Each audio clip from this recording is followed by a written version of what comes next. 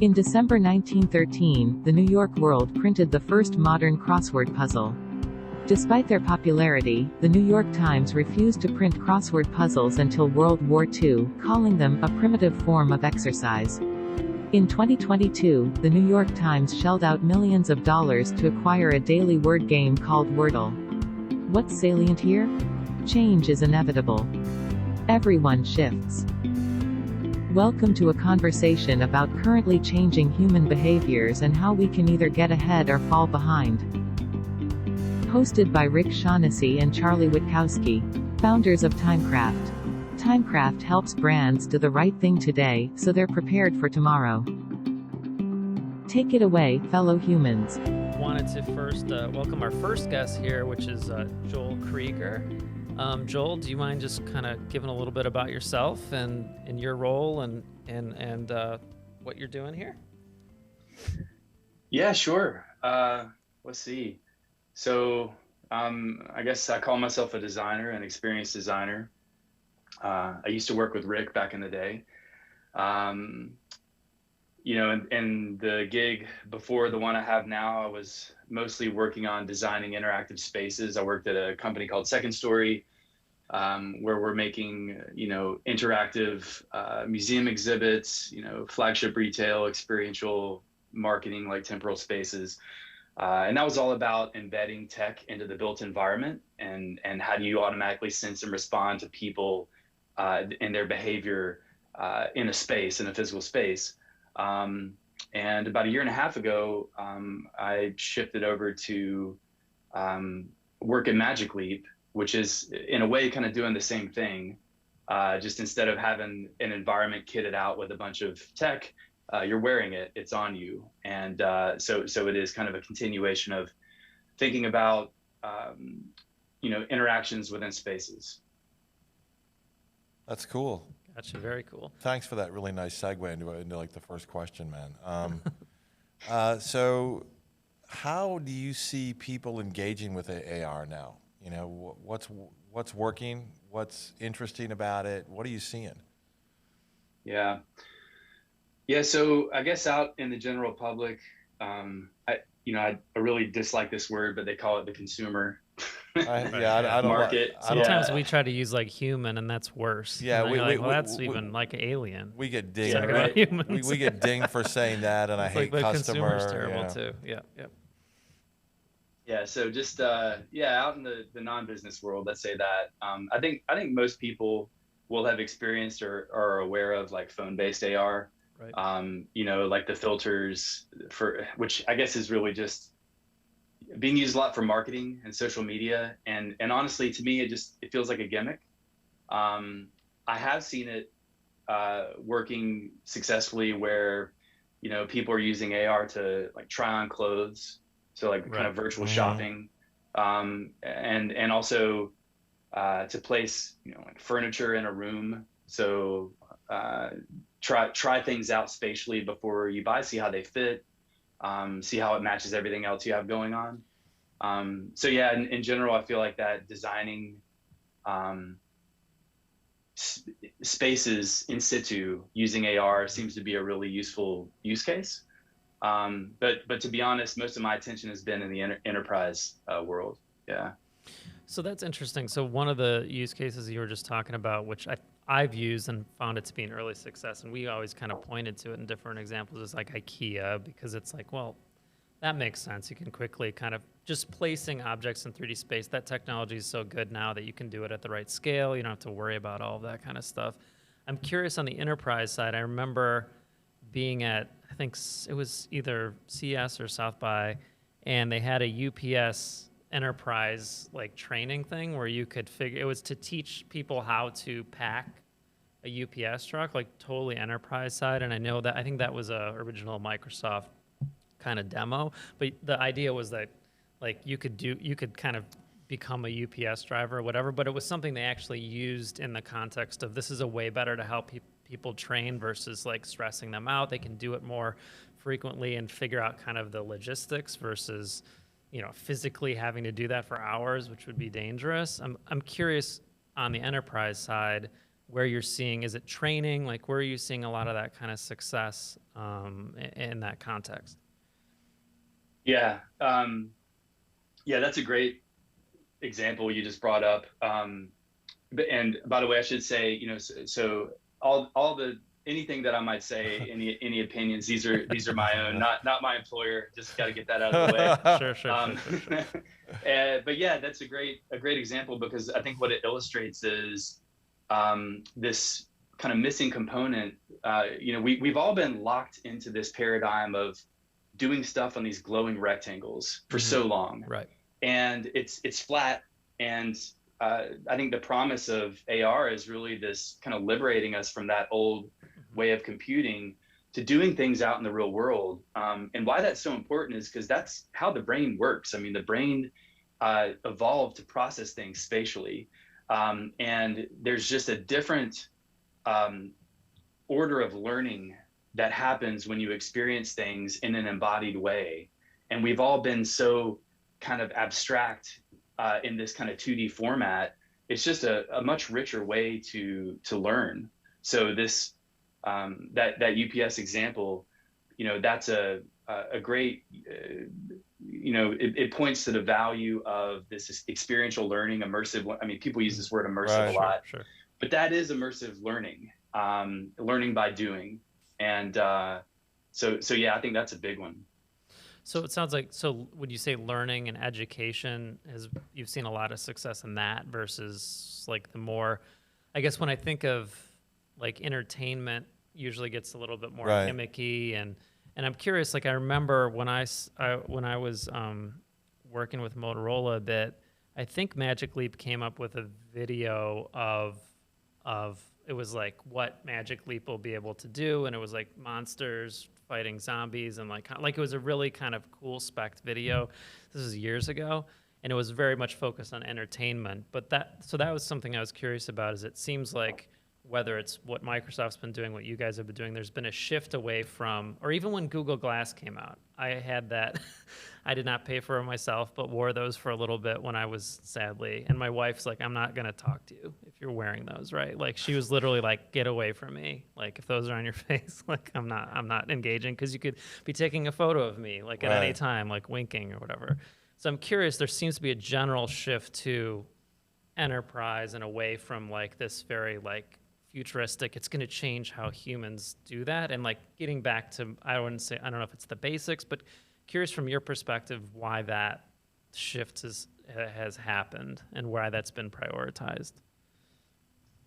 Yeah, I guess it's a frontier space, and so I think the natural course of what tends to happen is there's like feeling around for where is this useful. I mean, we're so prone to just chase the next new thing, and our dominant culture is so caught up in this hype cycle of what's the new tech that often it's more about just innovating and figuring out like where it could be useful later. It's tech in search of a use case, right? Yeah. Right. Yeah. Sure. But in this case, it seems like the first paths that were explored were more on the kind of consumer and entertainment side. And I think maybe everyone's just realizing that, let's focus on making this a practical, useful tool first, and go from there. So, and that does seem to be getting some traction. I mean, there's a number of use cases like complex work instructions. So you think about like a factory worker who needs to assemble something, and the AR device is aware of like the parts and the tools and shows you how to put something together, or like someone on a construction site, and you could imagine the plans and the steps being overlaid onto the actual environment. Like inspection and diagnostics and like a thing about like a HVAC or a plumber being able to go into a building that maybe has a digital twin and knowing exactly where the pipes are to be able to kind of fix something. And then like maintenance and repair. So think about a mechanic who's maybe working on something really complex like a jet engine or something, and this thing being aware of the parts, the tools, and to kind of guide you through what you need to do to get a task done. So that's definitely a big area.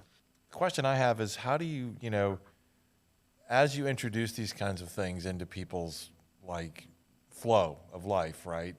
What's their adoption like? How is it fast? The people that, in your experience, have you seen people like really be able to just go, oh, where's this been all my life? Or is it resistance or that kind of thing?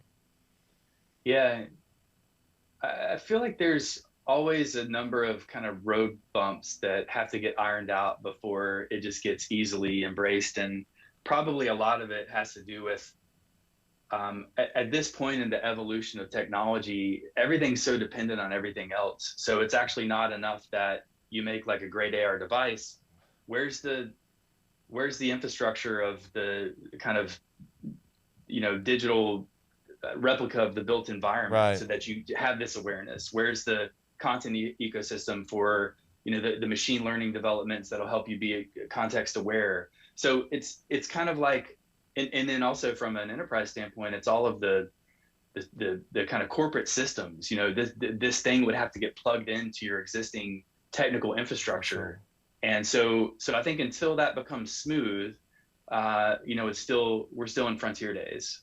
But once those challenges are kind of ironed out, as long as it's something that is truly useful to someone and makes their job easier, helps them be better at something, then I feel like it will be embraced. Interesting. And I was reading something from it was Kasparov, who was famously beat by, was it Deep Blue, Big Blue, whatever. He was the first person who he says his job was made irrelevant by robots, basically. Yeah. But it's interesting because you were saying that, and it sounds like a lot of the augmented reality use cases now are, I think there's an understanding for some people, it's like, oh, it's just laying information on top of the world, right? But really what you're getting at, which is, if you think about the words augmented reality, it's more of an intertwined, like I'm helping a human do X, Y, and Z in a meaningful way. So laying in that intelligence on the top. So it kind of makes me think of like, I think we've reduced it too much as just in general conversation to be, a visual layer versus a deeper kind of interaction with the person who's whether they're a tourist trying to get an additional experience or whether they're the example of the HVAC guy going to the building. And that's the hard part, right? Or digital twinning and stuff like that. Well, what's interesting that you're bringing up, though, is you're right. I think we've oversimplified it's like AR and what it could mean, because you're sort of getting at the interdependency of all the systems that are out there that I think makes it a much bigger deal. So, but what it does boil down to, what it sounds like, and please push me around if I'm not thinking about it right, it sounds like what you're saying too, though, is that, it boils down to that moment of interaction with a human being and the tool, be it a piece of glass, whatever it is. That moment has to work in some kind of way that is intuitive, or it doesn't make any sense. Yeah, that's right. For me, it's very much about an awareness of your context and your space. It's very place-based, which is so different from VR. I mean, VR, you're totally closed off from the world. This is about being in place, acknowledging your place, and understanding what you're trying to do. So there's this like situational awareness component. Wow. And I think most folks, when they think about AR, they just think about the display. They think about, glasses that show me stuff. But if you look at, like Magic Leap 2, for example, it's kitted out with all sorts of sensors. I mean, it's reading the environment, it's understanding the environment. And so what can you do with that? Tracking your hands, understanding what you're doing. So it's really rich. It's just it's wide open in terms of what we could do. I mean, I think just breaking out into space, kind of getting us out of this kind of 2D paradigm. There's so many. It's just an exciting time to be in the field because there's so much possibility. I'm curious, what do you do to people that are sort of? How do you break down people's 2D paradigm? How do you help them break that stuff down?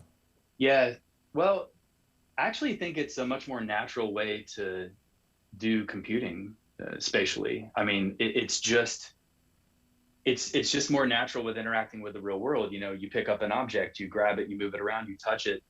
it actually, I think once we iron out the kind of kinks, the road bumps to making it easy to kind of just turn on and use, the actual interaction part of it is going to be pretty native to just how you engage with the real world. So are the excuse me, are the linchpins to, you know, creating more wide scale adoption? Are the linchpins, is it more of the interface tools, or is it more of the infrastructure, you know, setup? That's really the, you know, if you said if X happens, this will become more widespread, that kind of idea. Yeah. Yeah, I think it's just a matter of time, honestly. I mean, the experience of using AR to get things done is orders of magnitude better than trying to do it through 2D computing.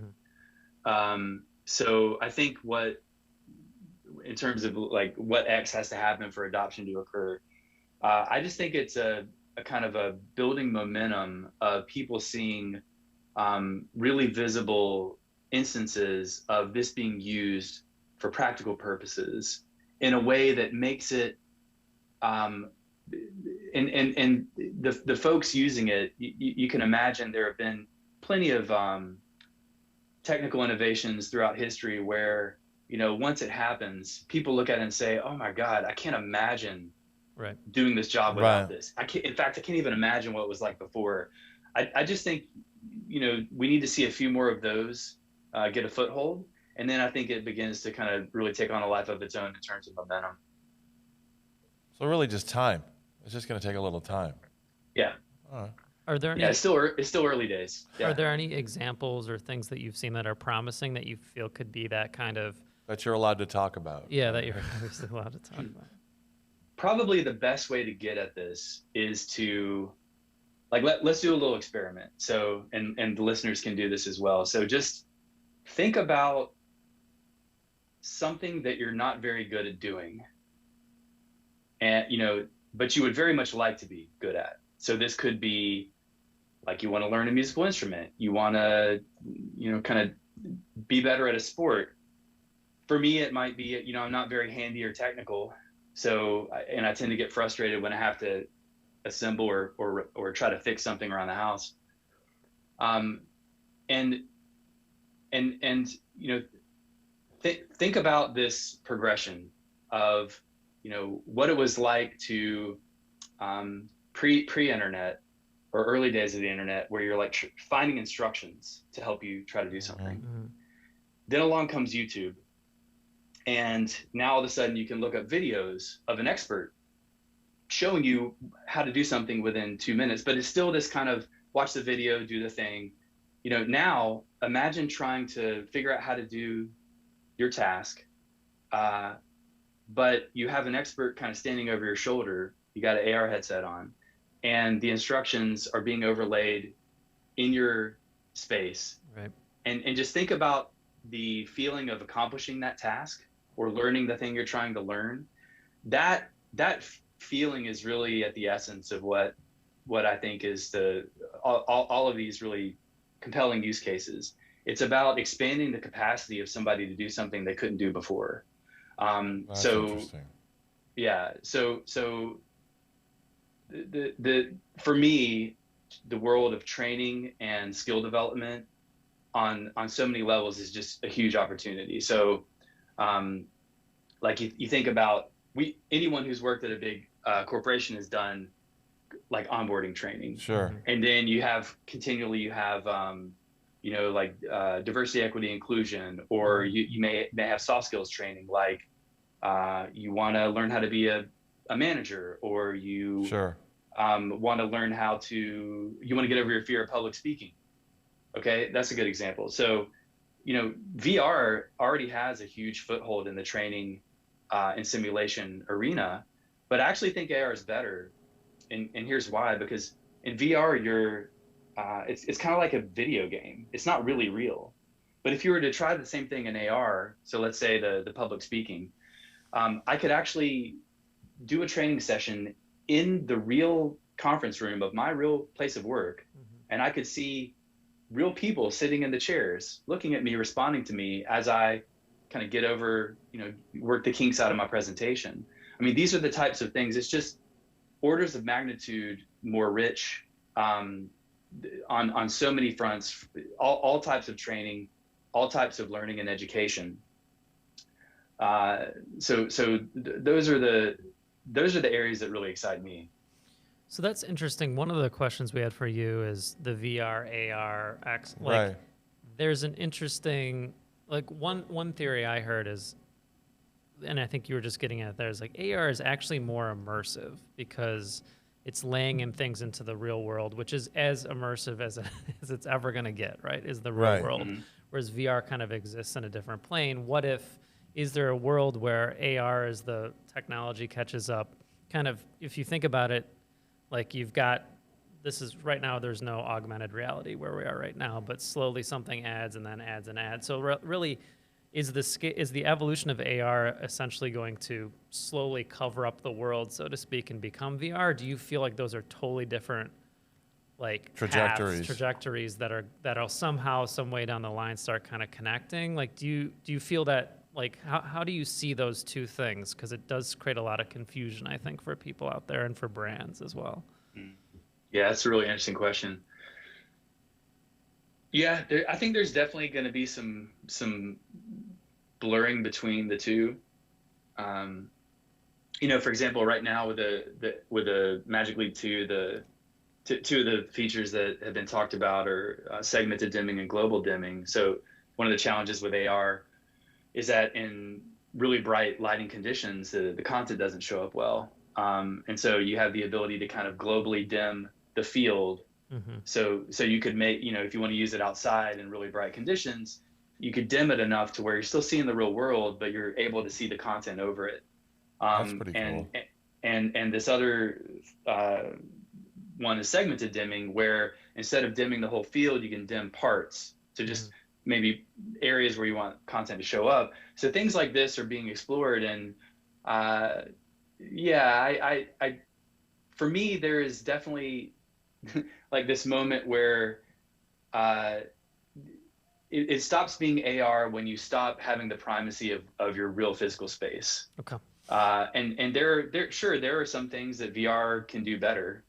Like if you really want to transport someone to another place, right. Sure, like you don't need to see. And so I think some of these really interesting storytelling, like a friend of ours, Barry Pausman, does these really amazing VR, movies that really kind of take you to another place, and that's really cool, and that's something that VR can do that AR can't do. So yeah, I think that there's definitely like a sliding scale, but I think there will always be, a reason for one or the other. I think that AR is inherently more social, and these kind of multi-user scenarios where you're in a room with other people and they all have the headset on, you're all seeing the same thing and you're all working, collaborating on the same thing. That's really exciting, because I think that's way better than, this kind of Zoom thing that we have going on. And that can be done remotely too. Right.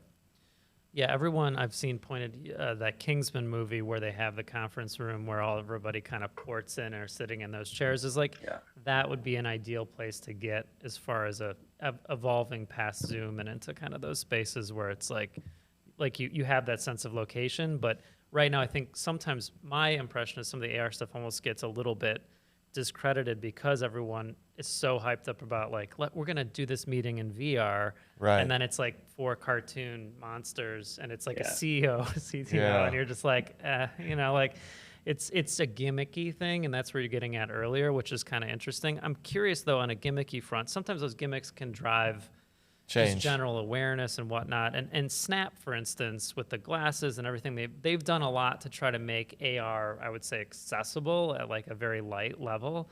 How do you guys kind of look at those they had the vending machines for a while, but in their credit, to their credit, they were doing a lot to be like just people, it's lightweight, it's easy to engage with.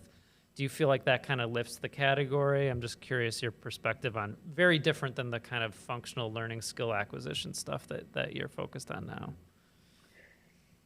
Uh, yeah, I think it does. I mean,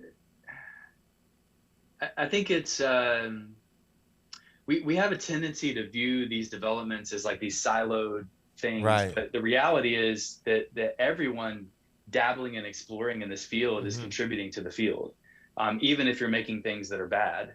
Um, you know, Sure. Yeah. Sure, at least you're and we're contributing. all learning from each other, Yeah. and so yeah, absolutely. Like while personally, I don't find a lot of the kind of lighter marketing uses of AR like interesting personally. Absolutely, that's kind of unlocking ideas in other people's minds about what could be done with it. So, yeah, very much we're in this experimental, exploratory phase, and I think that every little test, every little project, kind of pushes the field forward, and everyone's kind of learning from everyone else. Yeah. Do you think there are any fields in particular that will benefit first, or categories like CPG, tourism? Are there any kind of markets that you feel are like a good first movers, second movers, however you would kind of say it, to use this kind of technology? Do you see opportunities certain places versus others? I mean, clearly there's training and there's that Yeah. that kind of stuff that we get. But are there any other places that you're sort of seeing going, this is going to be ripe for? For our beloved end consumer humans we were talking about. Yeah, for that side. Yeah. Yeah. Yeah, that's a tough one. I mean, it for the business world, I definitely think it's industry. Right. But for the general public, I do think when things reach a point to where the cost is at a place to where it would make sense and people see the value, I do think it could become a useful tool for learning how to helping you get all sorts of things done. But to be honest, I really struggle thinking about where it gets a foothold in that space first with the general public. Yeah.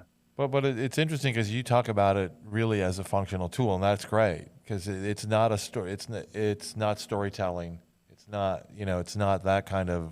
You're seen in a whole different way, which is super interesting. Yeah.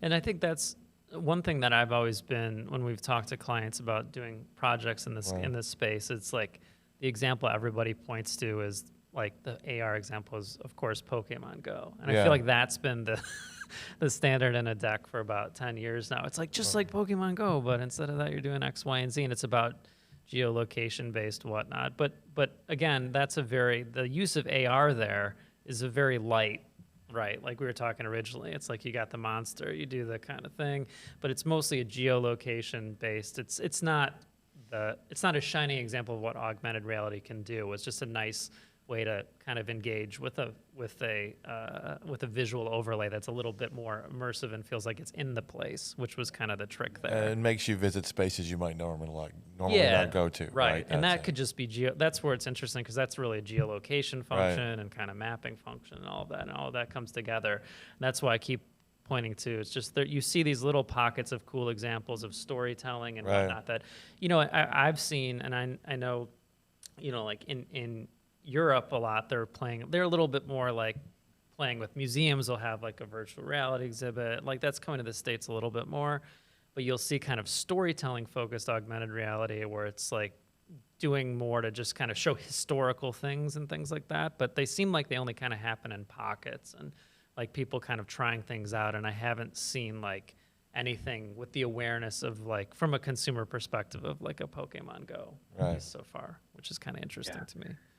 Yeah, I could see a practical use kind of building on that, just, like exploring a new city and kind of this, that we've all had this experience. You're in a place that you've never been before and you're trying to find your way and you're kind of heads down in your phone. And, I could see there being value in kind of this heads up exploration. But to be honest, I get a little unnerved by it sometimes, thinking about where that could go.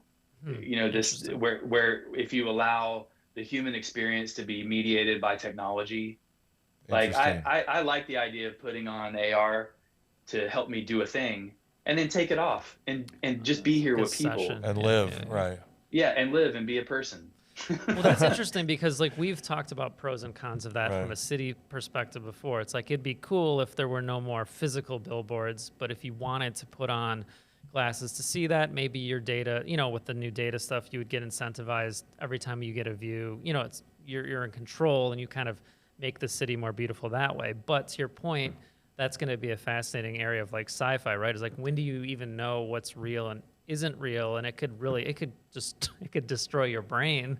Like this is definitely could be a Black Mirror episode, right? Where it's just like, well, now if you got the contacts in, which some people think is the dream, like I'm going to have these AR contacts, then you're going to not be able to distinguish what's being put in Right. front of you versus what's in front of you. So it seems like that's kind of some of the ethical stuff that you everyone's touching going to on. have to eventually get to, which is fascinating to me. But. Yeah, it's a tricky space to navigate. It reminds me of this. There's this video that came out, I think, in like 2016 called Hyper Reality, Mhm. and I can't remember the artist's name who made it, but it was like a proof of concept that of a fully augmented world where it starts out you're on a bus and you're seeing stuff everywhere. And when I saw that, I thought, oh my God, that feels like a dystopia. I mean, that, Right. and honestly, that's, and until we kind of figure out how to pivot off this advertising model that funds everything, that's exactly what it's going to be. Right. And I don't want to live in a world of constant interruption. Um, No, Yeah. it's funny because it's the same thing we talk about with companies now. We say either you're interrupting people and trying to force a transaction, or you're somehow contributing to their life, and you have to make that choice as an organization. Which path are you going to take? You're just going to just jam them with messaging, or wherever you can, and including augmented, and sort of or are you going to like figure out a way you're going to contribute to their life? Yeah. And show them how to do something, like you said, show them a way to do it, then take the tools off, That's interesting. Yeah. Because you're defining like augmented reality. There's two big chunks. It's like doing anything good or bad, right? It's like we're going to augment it with a meaningful story or experience, or we're going to say, go eat that Italian beef for the guy who paid 50 cents for you to get that ad. And then you have a totally different, it's the same problem the internet faces, right? It's just, you can use it for good or for bad, but it's going to be more difficult and particularly could be much more disruptive than ever because of that immersion. Well, what's funny about it, though, is if you think about it, it's all starting like your path, Joel. It's like I'm lightening cognitive load. I'm helping people accomplish a task, right? But if you build out what we just talked about, you're building out this bigger thing, and at some point it actually increases the load because there's so much stuff in your field of view that it's like it's increasing the tension in your noggin to make stuff happen because you don't know where to decide. You have too much choice. So I'm curious for like, I'm going to throw out like a brand or two. It's just like if you had a brand focused on millennial moms, you would say maybe the opportunity more is to help provide like, this is lame, but like doing more like helping them prepare dishes and like doing things like that might make being a mom easier. Or if you're a sports brand, you could help activity. Yeah, like, if you're a sports brand, you could help someone like perfect their golf swing, right? Like those to me, that's one thing. My dad's 84. He's a YouTube, like it's a problem with him on YouTube now because my mom's like, he just sits there all day because he loves learning about golf and he's loved golf his whole life. He would pay so much money for a AR tool because of that 3D space. It's so difficult. Anyone who's played a sport at a high level knows it's so difficult to do that in a 2D sense. It's just impossible to get that, which is why you get trainers, everything else. The ability to, get that feedback, like you're saying, and stand inside a swing or something like that. That seems like places where if you've got brands with connections to those like that's where they can start adding some immediate value as kind of helping even consumers kind of acquire those skills. It's seems like a more natural transition because like you said, it's more session based. I know what I'm doing. I know it's being augmented versus kind of changing the day-to-day world. Well, I think that's it. There's a beginning, middle, and end, right? Yeah. That's what you're sort of, we're going to go in, we're going to do this thing, we're going to teach you how to do this better, and then it's over. And then you got to try it yourself without the tools. That's interesting. Or even the tools could scale back how much they're helping you and kind of as you kind of evolve through. Have you seen any examples of like one thought in athletics of like people like competing with celebrity? Like, have you seen any good like kind of gamified examples? Because that always seemed like an interesting thing to me. If you start getting, you know, for training things like that, where it's a little bit more like kid focused, or you could see that kind of translating to that audience, because you do have a little bit of the ability to kind of make it more immersive in a video game kind of sense. LeBron teaches hoops. Yeah, you know, that like master class comes to augmented. Magic Leap Yeah. 2.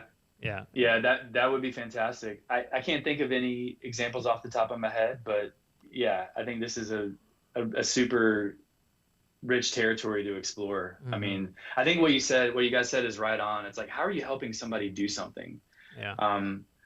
There's just this hyper focus on how do we extract value? How do we, you know, and how about just give and see what happens? You know, how about Yeah. try to enrich someone's life and see what happens. What? It's not going to sell any hot dogs. What? I can't sell my potato chips? What? Yeah. One of the frontiers I know you've talked about, which is just seems like a natural evolution, is the back of a cereal box kind of thing, right? It's like you already have kind of the flat little 2D like stuff for the kids to do. Like, seems like some of those things might be logical jumping off points to do some light kind of just bring it a little bit more into a more immersive kind of space and pull it off the page, pull it out of the screen. Well, I've always thought that Augmented gives you this opportunity to do education in a whole new way for kids, because if you could be in a state capital, you'd remember it more than just seeing them trying to memorize it on a map. If you're actually in an augmented you know, spot, and then you could look at images of it and it would all be in front of you. That would be much more helpful for kids in some ways. Yeah. I think it's a huge area. I mean, just the whole, you know, the whole kind of kinesthetic learning, just learning by doing, it just feels like a natural progression. You know, at some point, all the kids in schools got laptops, and at some point they're all going to get AR devices, and they're going to be able to interact with virtual objects and actually learn. Look, they'll be able to take field trips without going anywhere. Not like you would in VR where you're shut off. You're going to do it with all your classmates, and you're going to work together and learn stuff by making things and doing things with virtual content in your space. And you're going to remember it more too. I mean, there's been a lot of talk lately about how we're forgetting things because you know, everything's blurring together. It's because there's no spatial distinction. Everything's happening. I'm standing in this spot all day. I'm in Zoom all day. I'm in my meetings.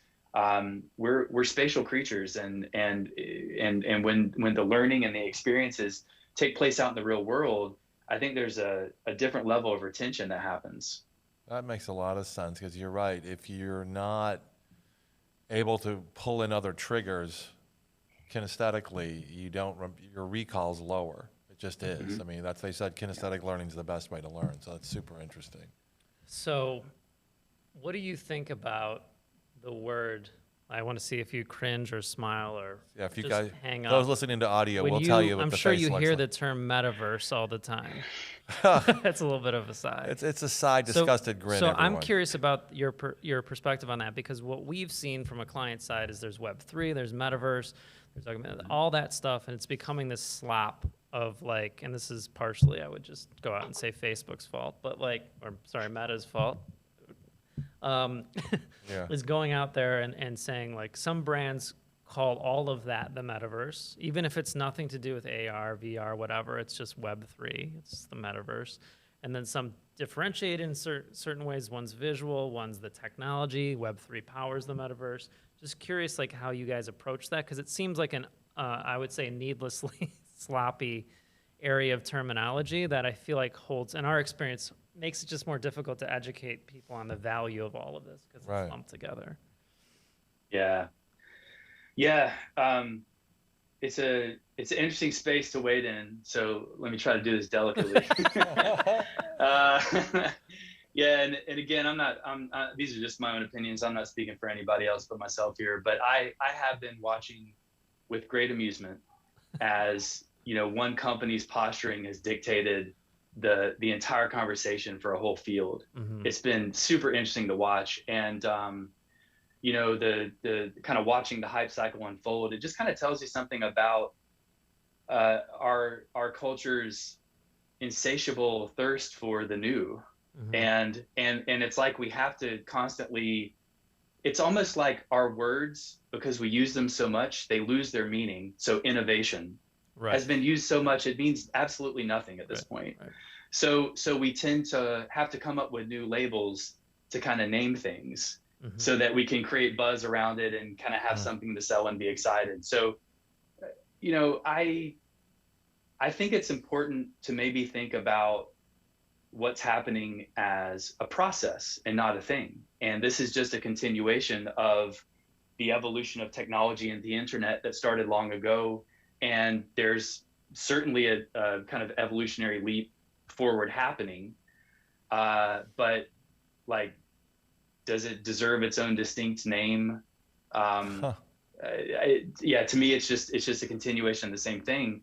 I think it is true that digital stuff is becoming more ubiquitous in the realm of the physical, and digital is blurring, so that's happening. Mm-hmm. But I think the M word is more about building this. That might be the name parallel. of this podcast, Yeah. the M word. I'm gonna. I promised myself I would get through it without saying that word. Awesome, dude. That's great.